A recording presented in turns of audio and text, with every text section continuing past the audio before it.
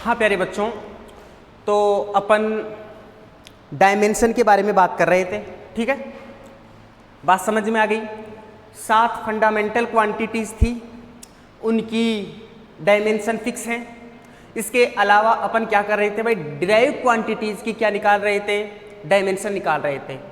Mainly किस terms में लिखते हैं, MLT। इसके अलावा अदर 7 में से कोई है तो उसको क्या कर देते हैं, साथ में लिख देते हैं। बात समझ में आ गई। अच्छा, अपन लोगों ने लगभग 18 से 20 क्वांटिटीज़ की डायमेंशन निकाली थी। आज अपन थोड़ा आगे बढ़ते हैं और अपने खुद के मन से आप लोगों को अब डायमेंशन बनाना सीखना होगा भाई। बस समझ में आ रही है। चलो, उसी में मैं आगे बात कर रहा हूँ आपके सामने। नेक्स्ट बात करते हैं अपन, जो भी है आज की क्वांटिटी बात कर रहे हैं, नंबर 1 पे बात करते हैं आज, रेजिस्टेंस। किसके बारे में बात करते हैं बेटा, रेजिस्टेंस। ठीक है, रेजिस्टेंस R। बात समझ में आ गई। तो सबसे पहले आपने कहाँ देखा है रेजिस्टेंस के बारे में, कहाँ सुना था भाई, 10th क्लास में करंट इलेक्ट्रिसिटी। और आपको पता है ओम्स लॉ, क्या भाई, ओम्स लॉ। और ओम्स लॉ क्या था अगर याद हो आपको, तो V = IR, ये इसका फॉर्मूला होता है। ओम्स लॉ था ना उसका। तो यहां से अगर मैं R की वैल्यू निकालूं तो सबसे पहले मैं बताऊंगा सर इसका फॉर्मूला। तो फॉर्मूला क्या होगा भाई, फॉर्मूला होगा R = V/I, ये फॉर्मूला है। बात समझ में आ गई। इसके बाद में बात करें साहब, इसकी यूनिट क्या है, आपको पता है भाई यूनिट। यहां से देखो पहले, V की क्या हो जाएगी भाई, वोल्ट, पोटेंशियल डिफरेंस। I क्या है, करंट। करंट की क्या होती है भाई, एम्पियर। ठीक है, तो इसकी अगर मैं SI यूनिट की बात करूं तो इसकी SI यूनिट होती है भाई ओम। वोल्ट/एम्पियर को क्या बोलते हैं, ओम। ठीक है, इसका सिंबल भी होता है अगर आपको याद हो तो ये वाला। ठीक है ना। लेकिन अपन ने फॉर्मूला पता लगा लिया, अपन ने इसकी यूनिट के बारे में पता लगा लिया। अपन क्या करेंगे, डायमेंशन के बारे में बातें करेंगे। तो इसकी डायमेंशन की अगर बात करें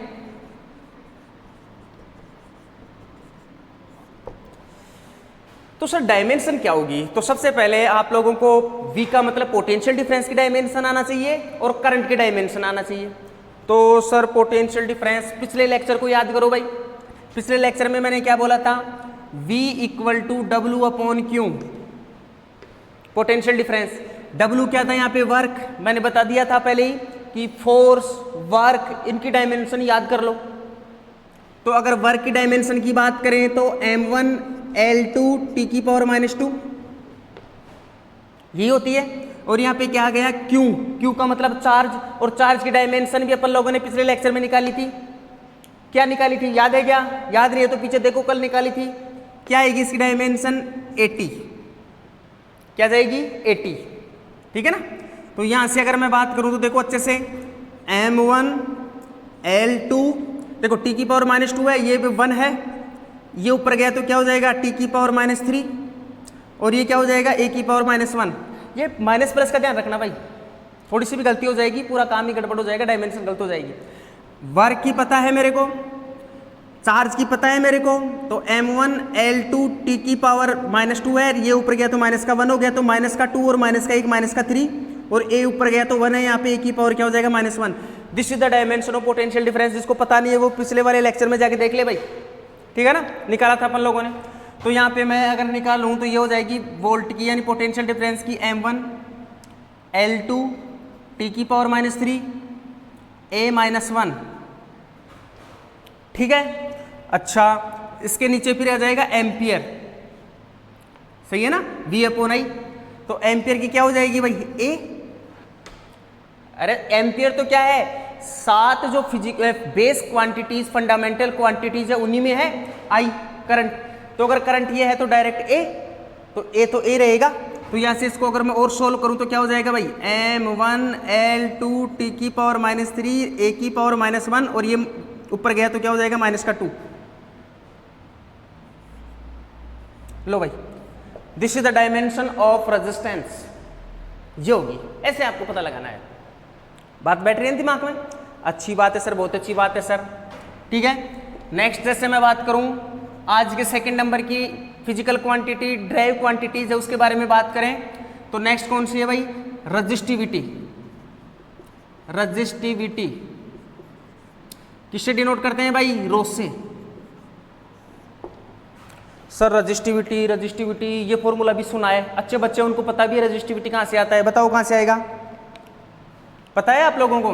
रजिस्टिविटी की अगर बात करें तो रजिस्टिविटी आ जाएगा R equal to rho L upon A. ये होता है भाई कि R किस किस पे डिपेंड करता है? R होता है रेजिस्टेंस, वो वायर की लेंथ पे डिपेंड करता है, एरिया पे करता है, क्रॉस सेक्शन एरिया, और जब प्रोपोर्शनल करते हैं तो क्या आता है? रो आता है। मैं उसके अंदर नहीं जा रहा हूं, मैं सिर्फ आपको फॉर्मूला बता रहा हूं भाई। तो यहां से अगर फॉर्मूले की बात करें, रो का फॉर्मूला क्या हो जाएगा? फॉर्मूला हो जाएगा sir rho equal to R A upon L. लो भाई ये फॉर्मूला आ गया, rho equal to R A upon L. अच्छी बात है सर। इसकी यूनिट, लो भाई यूनिट के बारे में बात कर लें। देखो आर का मतलब क्या हो गया? रेजिस्टेंस। रेजिस्टेंस की यूनिट क्या होती है? ओम। तो ओम का symbol ohm direct into area. Area का क्या होता है formula? Metre square upon L क्या होता है भाई? मीटर। तो ये मीटर से मीटर कट गया भाई एक, तो क्या बचा? ओम मीटर। ये तो हो गई यूनिट। अब बात करें इसके डायमेंशन की। ये सब डायमेंशन क्या होगी रेजिस्टिविटी की? तो डायमेंशन के बारे में बात करें तो देखो अच्छे से, यहां से डायरेक्ट ले लो। ये तो ओम, ओम का मतलब रेजिस्टेंस। रेजिस्टेंस की क्या होती है? ये रही, तो इसको लिख दो एक बार तो M1 L2 T की पावर -3 A की पावर -2। ये तो हो गया ओम। साथ में क्या लग रहा है? मीटर। मीटर तो मीटर की लेंथ है, तो किससे डिनोट करोगे भाई? L से। कंफ्यूज नहीं होना यार, ठीक है ना? L से। तो क्या हो जाएगा भाई? M1 L की पावर 2 और 1 कितना हो गया? यहाँ पे 1 है तो मल्टीप्लाई होगा तो पावर ऐड हो जाती है। 2 + 1 कितना हो जाएगा? L की पावर 3 T की पावर -3 A की पावर -2। लो भाई this is the dimension of resistivity. किसकी आ गई बेटा? रजिस्टिविटी की डायमेंशन आ गई। रजिस्टिविटी की डायमेंशन क्या है जरा बताना? M1 L3 T की पावर -3 और A की पावर -2। सही है? दिक्कत? बात समझ में आ गई ना? अच्छा अब एक काम करो आप, जैसे मैं जो भी ड्राइव क्वांटिटीज यहाँ पे लिखूंगा, जो भी आएगा मैं यहाँ पे नाम बताऊंगा, ठीक है ना? आप क्या करो, उसकी डायमेंशन निकालो खुद से, फिर मेरे से मैच करो कि आपने जो डायमेंशन निकाली वो सही निकाली है या गलत निकाली है। ठीक है, इस प्रोसेस को स्टार्ट कर रहे हैं अपन लोग, ठीक है ना? तो चलो आगे बढ़ते हैं। नेक्स्ट अगर बात करें तो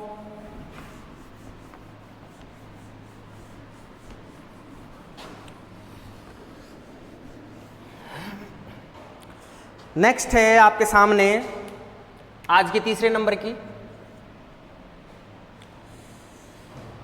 gravitational constant. Gravitational constant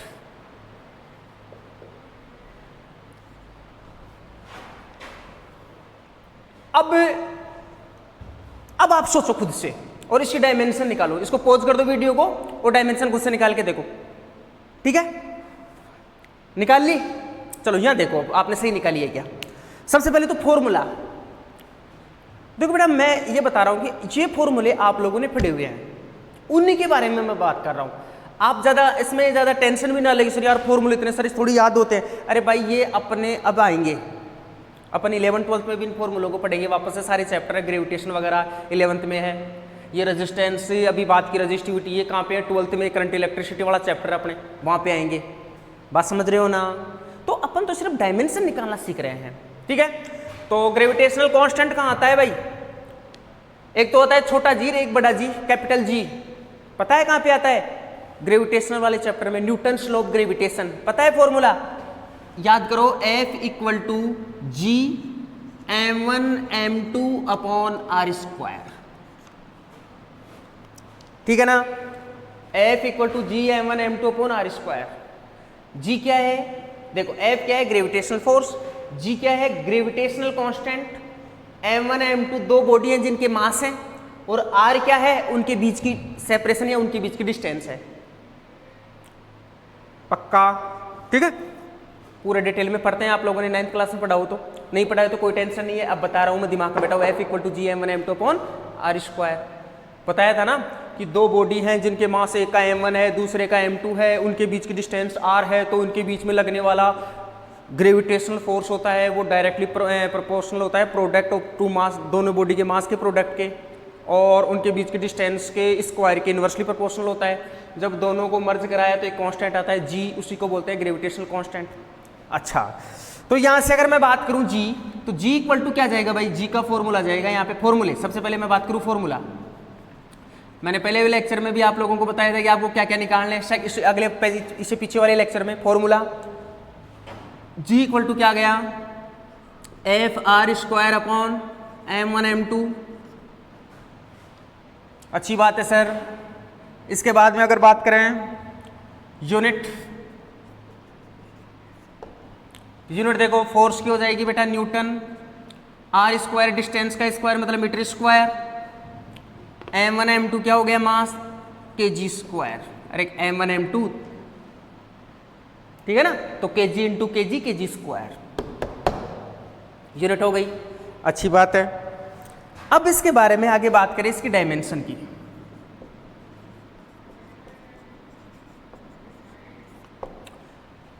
sir dimension क्या होगी? तो सबसे पहले फोर्स है सर, फोर्स। अब मैंने पहले बताया, फोर्स को याद कर लो, m1 L1 t की पावर -2, दिमाग में बैठा लो भाई, बार बार नहीं बोलूंगा। m1 L1 t की पावर -2 इंटू r का मतलब डिस्टेंस, r स्क्वायर का मतलब हो गया भाई l स्क्वायर अपॉन kg का स्क्वायर, kg का मतलब क्या हो गया? m, तो ये हो गया m का स्क्वायर। मास है ना तो m स्क्वायर, डिस्टेंस है तो l स्क्वायर, फोर्स है तो ये आपको पता है।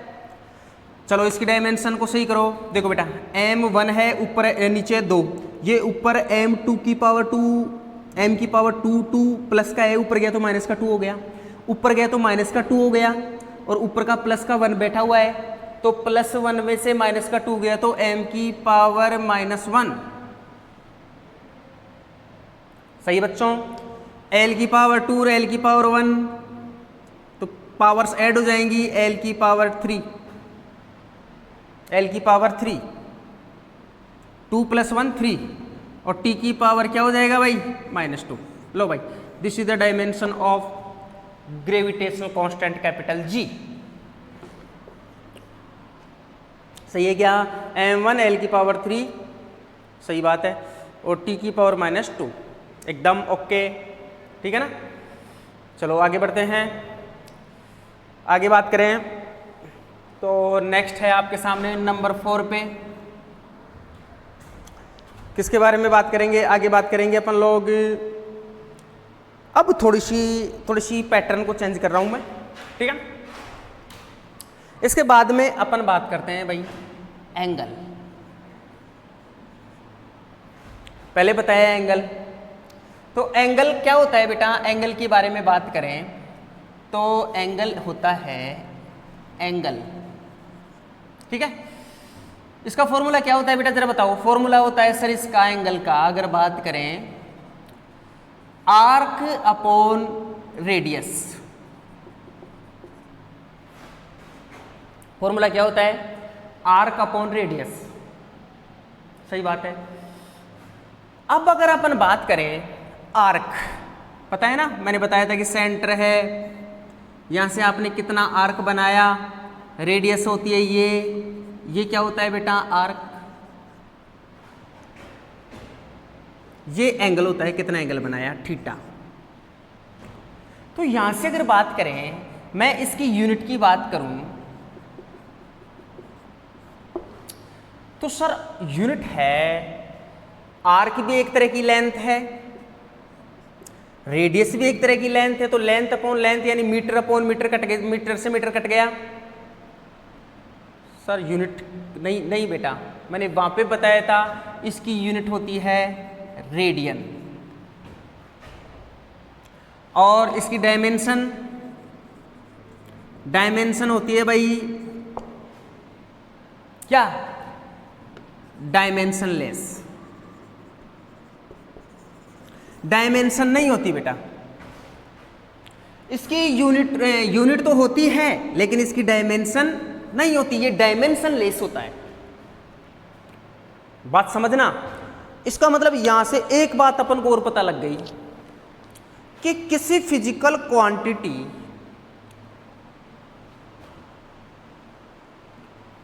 की यदि यूनिट है तो भी वो क्या हो सकता है, वो डायमेंशन लेस हो सकता है। ये बात है, अभी मैं क्वेश्चन बढ़ाऊंगा इससे, छोटी छोटी बातें हैं ना, इससे क्या करेंगे अपन क्वेश्चन के बारे में बात करूंगा। मैंने बताया कि अगर किसी फिजिकल क्वांटिटी की यूनिट है लेकिन ये कोई जरूरी नहीं है कि फिर उसकी डायमेंशन भी हो, वो डायमेंशन लेस भी हो सकता है। फॉर एग्जाम्पल आपके सामने ये रहा, बोलो यस या नो, पक्का डायमेंशन लेस। इसके अलावा मैं थोड़ा सा साइड में बता देता हूं ये चीज, चलो आगे बढ़ते हैं इसी के अंदर, पहले आगे बात करेंगे, ठीक है। तो डायमेंशन लेस हो गया, फॉर्मूला आप लोगों को बता दिया, यूनिट बता दिया, रेडियन होती है। अच्छा चलो इसके अंदर बात करते हैं, जैसे आप लोगों की ट्रिगोमेट्री रेशियो होते हैं ना, sine theta, cos theta, tan theta, ये सारे, ये भी बेटा डायमेंशन लेस होते हैं। अरे साइन थीटा का मतलब क्या होता है यार, साइन थीटा का मतलब होता है परपेंडिकुलर अपॉन हाइपोटेनियस। परपेंडिकुलर भी एक लेंथ, हाइपोटेनियस भी एक लेंथ, तो लेंथ से लेंथ क्या हो जाएगा, कैंसिल। ये भी क्या होते हैं, जितने भी ट्रिगोमेट्री रेशियो हैं वो सारे के सारे क्या होते हैं बेटा, डायमेंशन लेस होते हैं। सारे के सारे क्या होते हैं बेटा, डायमेंशन लेस होते हैं। बात समझ में आएगी नहीं आई, और इनकी यूनिट भी नहीं होती, समझ रहे ना, इसकी तो होती है एंगल की तो, ठीक है ना, इनकी यूनिट भी नहीं होती। और ये सारे के सारे क्या है भाई, डायमेंशन लेस हैं, दिमाग में बैठा लो ये चीज, ठीक है। अच्छी बात है सर, एंगल के बारे में बात कर ली अपन लोगों ने। इसी क्रम को अगर आप आगे बढ़ाएं तो नेक्स्ट मैं बात करता हूं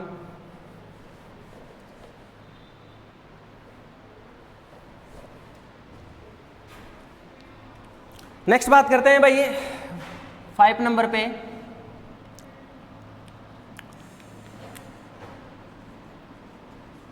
एंगुलर वेलोसिटी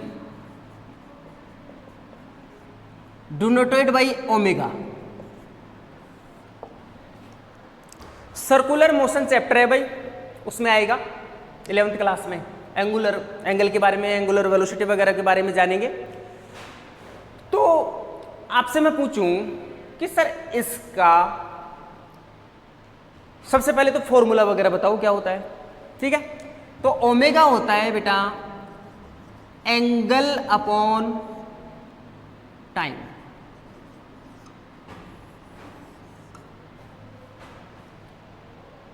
बस समझ में आ गई क्या होता है, एंगल अपॉन टाइम, या इसको एंगुलर डिस्प्लेसमेंट भी बोलते हैं, लेकिन अभी आप दिमाग में बोलो कि एंगल अपॉन टाइम।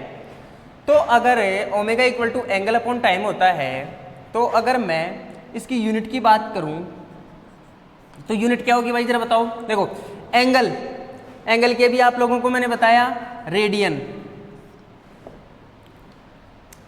टाइम की क्या होती है बेटा, सेकंड, रेडियन अपॉन सेकंड होगी सर यूनिट।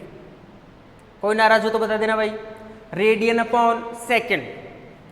सर इसकी डायमेंशन क्या होगी, डायमेंशन,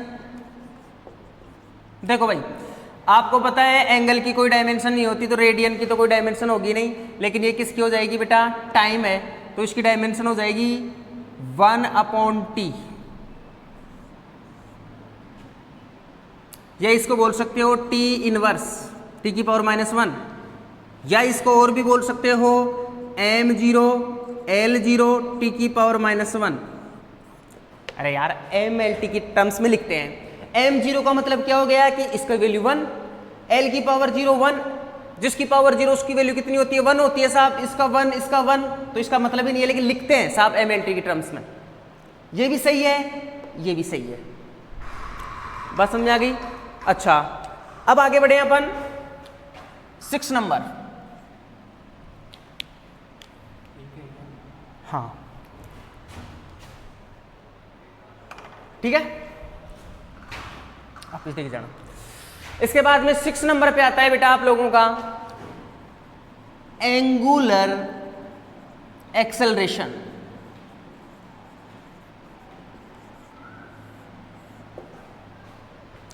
अरे जैसे वेलोसिटी होती है तो यहां पर एंगुलर वेलोसिटी आ जाती है। बात समझ आ गया ना? उसी प्रकार एंगुलर एक्सेलरेशन आ जाएगा, डिनोटेड बाई एल्फा। क्या होता है भाई जरा बताना? एंगुलर एक्सेलरेशन होता है formula angular velocity upon time. Yes, बहुत अच्छी बात है भाई। अब अगर बात करें अल्फा की तो सबसे पहले क्या आएगा भाई? इसका यूनिट। देखो भाई, एंगुलर वेलोसिटी की यूनिट अभी आप लोगों ने निकाली रेडियन अपॉन सेकेंड, तो आप बोलो radian upon second upon time आ गया। फिर टाइम की क्या होती है? सेकेंड। तो आप बोल सकते हो सर इसकी यूनिट हो जाएगी रेडियन अपॉन सेकेंड स्क्वायर। अच्छी बात है सर। इसके बाद में अगर बात करें डायमेंशन की, तो डायमेंशन क्या होगा भाई? देखो रेडियन की कोई डायमेंशन होती नहीं है, सेकेंड स्क्वायर तो 1 अपॉन टी स्क्वायर। तो इसको बोल सकते हो टी की पावर -2। तो इसको और बोल सकते हो m कुछ नहीं है तो m0, l भी कुछ नहीं है तो l की पावर 0 और t की पावर -2। लो बेटा, this is your dimension of angular acceleration. बात समझ में आ रही है कि नहीं आ रही? पहले ये बताओ मेरे को, आप लोग चीजें समझ में बैठ रही है आप लोगों को? ठीक है ना? धीरे धीरे ये हैबिट में आ जाएगा बेटा। बात समझ में आ रही है ना? और इसको हैबिट में लाना ही है आप लोगों को। अच्छी बात है सर, अपन लोगों ने कर लिया, अच्छी बात है। अब आगे बढ़ते हैं।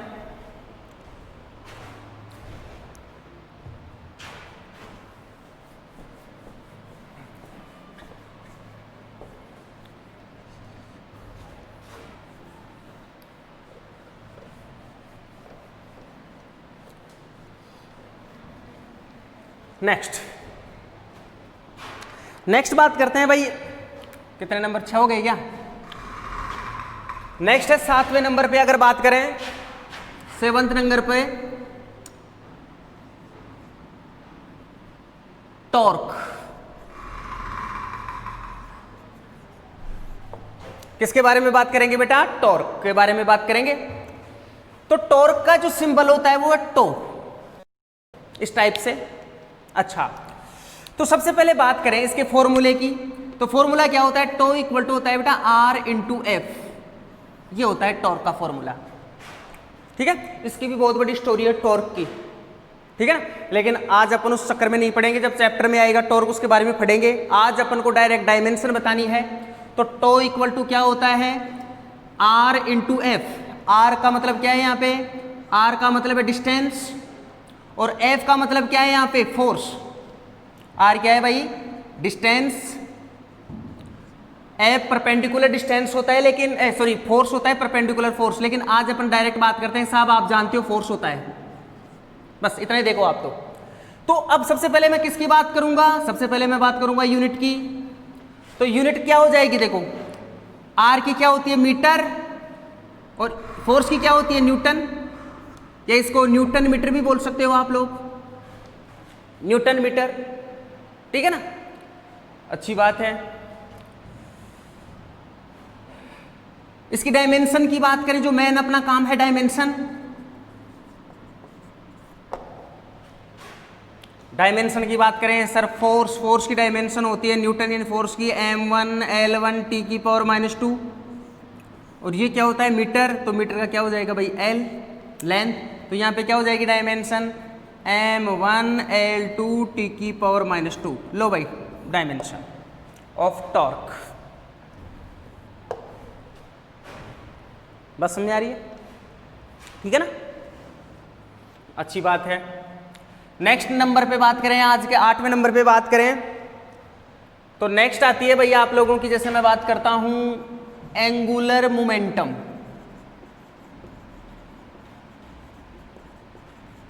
Denoted by capital L. तो L इक्वल टू होता है भाई, मैं आपको बता दूं इसका फॉर्मूला mvr।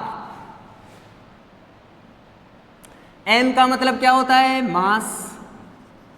v का मतलब क्या होता है भाई, वेलोसिटी। और r का मतलब वही है आप लोगों की डिस्टेंस, रेडियस वगैरह जो भी डिस्टेंस की बात करें, mvr।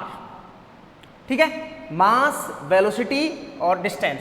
मैं आपसे बोलूं कि बता भाई इसकी यूनिट क्या होगी, तो तू बड़े चाव से बोलेगा सर इसकी यूनिट होगी, मास का मतलब केजी, वेलोसिटी का मतलब मीटर अपॉन सेकंड, और तू डिस्टेंस का बोलेगा इनटू मीटर। तो तूने बोला सर इसकी यूनिट हो जाएगी KG metre metre metre square upon second. बहुत अच्छी बात है भाई, बहुत ही अच्छी बात है। तो सर इसकी डायमेंशन क्या हो जाएगी फिर, सर हम डायमेंशन में कम थोड़ी है किसी से निकालने में। लो साहब निकल गई डायमेंशन भी, क्या निकली भाई, केजी यानी m मास, मीटर स्क्वायर l स्क्वायर, और अपॉन में सेकंड है तो अपॉन में क्या जाएगा t। तो यहाँ से अगर मैं डायमेंशन की अगर क्लियर बोलूँ तो m1 l की पावर 2 और t की पावर -1। लो भाई डायमेंशन ऑफ एंगुलर मोमेंटम। ठीक है साहब, बहुत अच्छी बात करते जा रहे हो सर, बहुत अच्छी बात करते जा रहे हो आप लोग। अच्छा आगे बढ़े।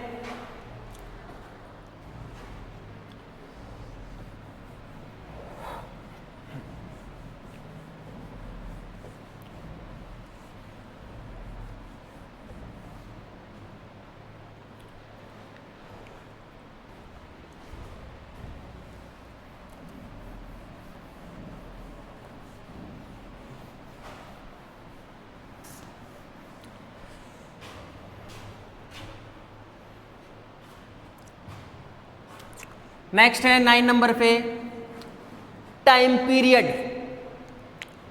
टाइम पीरियड जनरल बता रहा हूं, बताओ टाइम पीरियड क्या होता है। सर टाइम होता है, तो टाइम पीरियड की क्या हो जाएगी भाई, फॉर्मूला टाइम होता है टी। यूनिट टाइम की क्या होती है, सेकंड। डायमेंशन टी आ जाएगा, तो m0 l0 t1, m0 l0 t1। अरे सही है यार, डायमेंशन ऑफ टाइम पीरियड यानी टाइम ही है। तो जो टाइम की होती है ना यूनिट डायमेंशन वही आ जाएंगी जो टाइम की होती है। यस ना, बताने की जरूरत थोड़ी है, अब इतना सा तो समझते हो भाई, ठीक है ना। जैसे नेक्स्ट बात करूं मैं, अब आप खुद से बताना मेरे को, लिखूं। कुछ बच्चे अच्छे हैं लेकिन मैं जैसे ही यहाँ पे बताऊं आप लोग फटाफट बता देना साहब इसकी डायमेंशन ये होगी। मैं बोला बताओ फ्रीक्वेंसी की क्या होगी, फ्रीक्वेंसी। सोचो सोचो सोचो, फ्रीक्वेंसी क्या होता है। फ्रीक्वेंसी किससे डिनोट करते हैं, कोई एन से करता है, कोई न्यू से करता है, तुम्हारी इच्छा करे उससे कर लो, कोई एफ से करता है।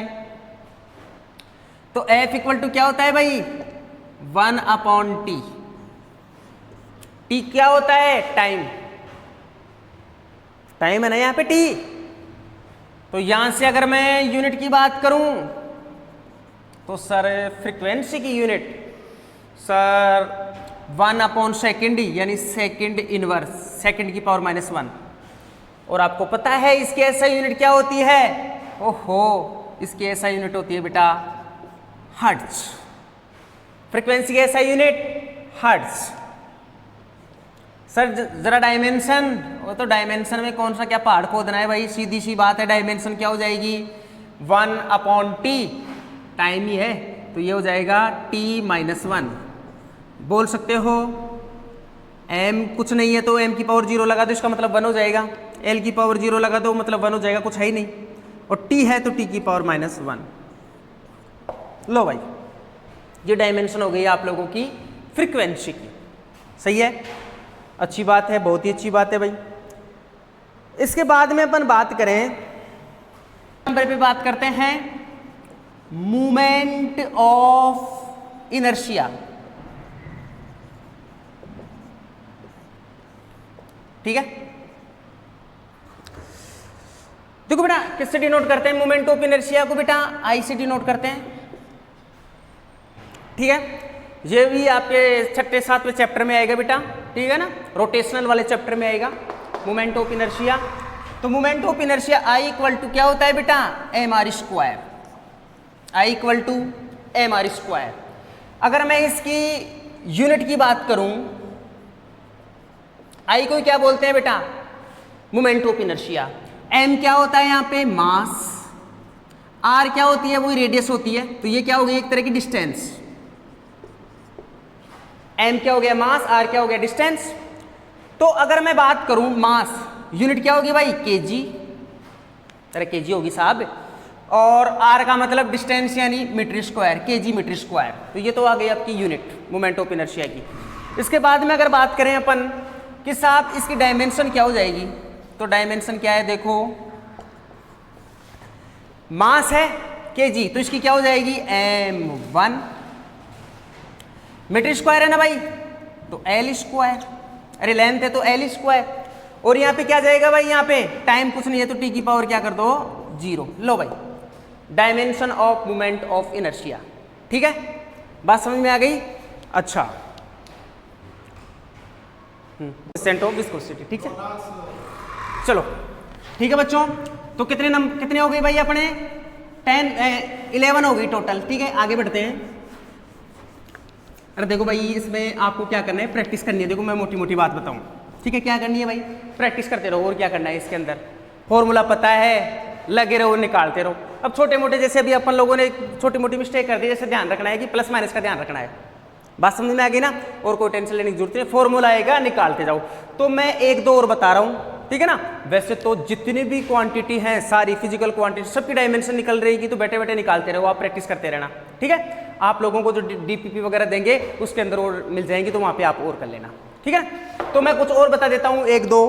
तो जैसे मैं नेक्स्ट बात कर रहा हूँ 12 नंबर 12 नंबर पे आज नेक्स्ट है भाई सरफेस टेंशन। ठीक है, सरफेस टेंशन क्या है? ये लिक्विड में लगता है भाई, सरफेस पे एक फोर्स लगता है, ठीक है ना, उसको सरफेस टेंशन बोला जाता है। लेकिन उतनी जानकारी न देके मैं सीधी बात करता हूं, formula S = F/L। Yes, unit क्या हो जाएगी फोर्स की? बताओ जरा मेरे को सर। फोर्स क्या हो जाएगी? न्यूटन। और L की क्या हो जाएगी भाई? मीटर, N/मीटर। अच्छी बात है। डायमेंशन हो जाएगी साहब, देखो न्यूटन मैंने पहले भी बता रखा है। फोर्स की डायमेंशन को दिमाग में बैठा लो, क्या होगी? m1 L1 T⁻⁻2 upon length metre. सही है ना? तो मीटर क्या है? एक तरह की लेंथ है, तो लेंथ का क्या हो जाएगा? L।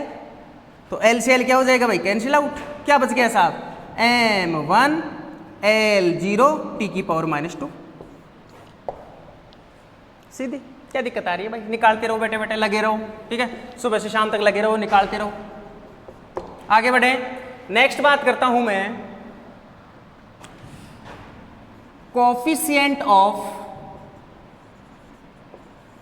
विस्कोसिटी। ठीक है, देखो भाई क्या होता है, जो थोड़ा सा की बात बता रहा हूं इसके बारे में कि जब फ्लूइड होता है, फ्लूइड क्या करता है कि जब मोशन करता है तो जो फ्लूइड की लेयर होती हैं उनमें क्या लगता है? आपस में एक दूसरे पे विस्कस फोर्स लगता है। जैसे अपन चलते हैं तो अपने जैसे फोर्स लगाए तो अपने अपोजिट क्या लगता है? फ्रिक्शन लगता है। वैसे वहां क्या लगता है? विस्कस फोर्स लगता है। किस में लगता है? फ्लूइड में। ठीक है ना? कि साहब अभी मैं जैसे यहाँ पे पानी को फेंकूं, फैल जाएगा, लेकिन जैसे मैंने यहाँ पे शहद वगैरह को फेंका तो नहीं फैलता। क्यों? क्योंकि जो शहद है उसकी जो लेयर है उन पर क्या है? विस्कस फोर्स क्या होता है? ज्यादा होता है। एक लेयर दूसरे लेयर को फिसलने, स्लिप नहीं होने देती। ठीक है ना? तो इसके बारे में अपन बात करेंगे फ्लूइड चैप्टर में। कोई बात नहीं करूंगा यहाँ पे, मैं सीधा यहाँ पे आपको डायमेंशन सिखाने आया हूं। डायमेंशन सीखो बस। ठीक है, चलो।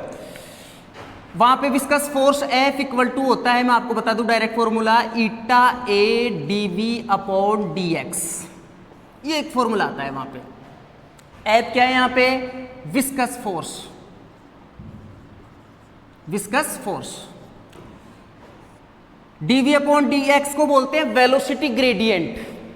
क्या बोलते हैं? डीवी अपॉन डी एक्स को वेलोसिटी ग्रेडियंट। लेकिन अभी आप दिमाग में बैठाओगे कि वी का मतलब तो है वेलोसिटी और डी एक्स यानी एक्स का मतलब है जो भी है लेंथ वगैरह, ठीक है। और ए क्या मतलब क्या है बेटा? एरिया, ठीक है। और ये जो ईटा है इसी को बोला जाता है कोफिशिएंट ऑफ विस्कोसिटी। बात समझ में आ रही है? सीधी इसके बारे में बात करें तो अगर मैं इसका फॉर्मूला बनाऊं तो ईटा इक्वल टू क्या हो गया, जरा बताना मेरे को? F D X upon A D V, F D X upon A D V F. अब चलो फटाफट डायमेंशन बनाना सीख लेते हैं, बस ये काम है। फोर्स, सर फोर्स की डायमेंशन हम याद हो गई, m1 L1 t की पावर -2। dx का मतलब क्या है भाई? dx लेंथ है तो लेंथ की क्या हो जाएगी? l, ठीक है। a क्या है भाई यहाँ पे? एरिया, तो एरिया की क्या हो जाएगी? l square. और dv वेलोसिटी, वेलोसिटी की क्या होती है? Metre upon second. तो मीटर अपॉन सेकेंड की अगर बात करें तो यहाँ पे क्या हो जाएगा? यहाँ पे वेलोसिटी, तो वेलोसिटी हो गया L अपॉन टी, तो टी कहाँ चला जाएगा? ऊपर। अरे सही है क्या? कर लो भाई, बैठे बैठे करते रहो। तो यहाँ पे क्या हो जाएगा? वेलोसिटी की सही है ना, L अपॉन टी हो गया, ऊपर चला गया। तो देखो यहाँ पे m1 बहुत अच्छा है, L से L कट गया भाई साहब, तो L की पावर 1 है, L की पावर 2 है, तो ऊपर गया तो क्या हो गया? -2, तो L की पावर क्या बच गया? -1, और T क्या बच गया बेटा? 1। लो बेटा डायमेंशन। यूनिट की बात करें न्यूटन मीटर या मीटर स्क्वायर आ जाएगा, यहाँ पे मीटर अपॉन सेकंड आएगा, कट जाएगा, रख लेना उसको, ठीक है ना। अरे मैं जो सिखाने की कोशिश है आप लोगों को, क्या चाहता हूँ मैं आप लोगों से, आपको पता लगा कि नहीं लगा? मैं आपको डायमेंशन सिखाना चाहता हूँ कि आपके सामने कोई सा भी फॉर्मूला जाए या फटाफट इसको जो भी कोरिलेटेड करके फटाफट उसकी क्या निकाल दो? डायमेंशन निकाल दो, ठीक है। तो अब जितनी भी डायमेंशन आप लोगों को बताई गई हैं उनको एक बार वापस से प्रैक्टिस करना, ठीक है। और भी डायमेंशन मैं बताऊंगा और भी फॉर्मूले बताऊंगा, तो उन फॉर्मूलों को आपको क्या करना है बेटा? याद रखना है, ठीक है ना। चलो फिर आज के लिए इतना ही काफ़ी है।